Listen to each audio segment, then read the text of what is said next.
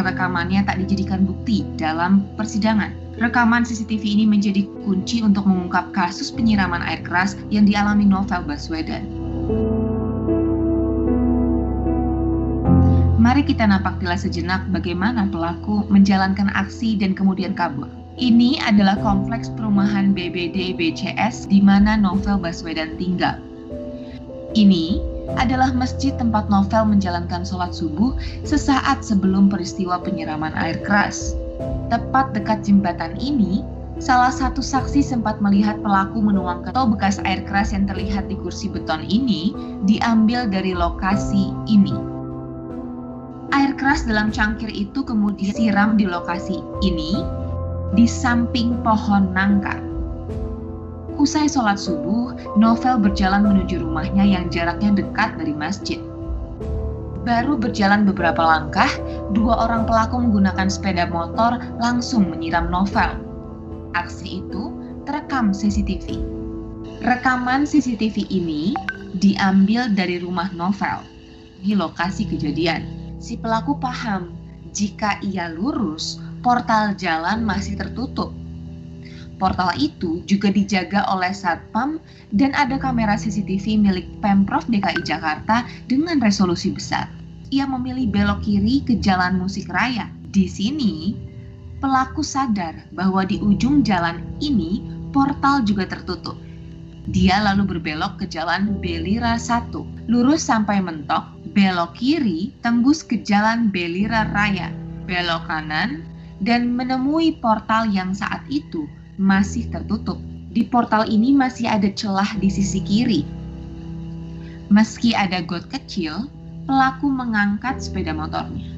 Pelaku kemudian belok ke Jalan Tarian Raya Timur. Dari rute ini diketahui pelaku tahu betul rute aman untuk kabur. Rute ini sepertinya tak didapat secara spontan. Orang bisa sampai tahu rute seperti ini itu tidak 1 hari 2 hari. Perlu waktu untuk bisa memilih dan menemukan rute itu. Saya warga di sini, saya tinggal di sini tahun 2011 ya. Pertama kali pulang malam di atas jam 10 malam, kan portal sudah ditutup semua. Saya kebingungan menuju ke rumah sendiri, saya kebingungan. Padahal sudah sekian bulan tinggal. Sampai 5 kalian baru mudeng, Mas.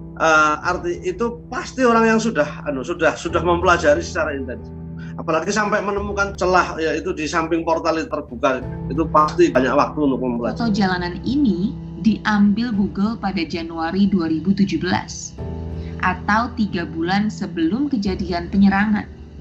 Terlihat di Jalan Musik Raya, rumah ini dan ini memiliki CCTV yang mengarah ke jalan.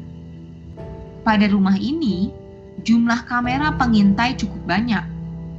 1, 2, 3, 4, 5, 6, 7, dan 1 di samping 8 di rumah ini. CCTV ini bisa merekam saat pelaku lurus dan berbelok. Dan CCTV ini bisa menunjukkan pelaku sebelum melintas portal. Berbelok ke jalan besar, di Jalan Tarian Raya Timur, ada beberapa rumah yang memasang kamera pengawas mengarah ke jalan. Di rumah ini, dan ini. Untuk mengungkap pelaku, polisi mengklaim telah memeriksa CCTV dengan radius 1 km geser lebih jauh. Sepanjang jalan ini, polisi sama sekali tak pernah mengambil rekaman CCTV dari warga. Pernah ada yang datang nggak Bu polisi untuk minta gitu? Enggak pernah. Polisi sih nggak ada minta. Nggak minta ya, nggak pernah minta ya? CCTV di kompleks saya itu ada beberapa yang bagus resolusinya, itu sengaja tidak diambil. CCTV yang dibilang ada 100 CCTV yang diambil itu CCTV dari tempat-tempat yang dijadikan alibi oleh para terduga pelaku. Ya ini kan aneh, kok investigasinya justru investigasi untuk membela terduga pelaku, bukan untuk mendalami fakta.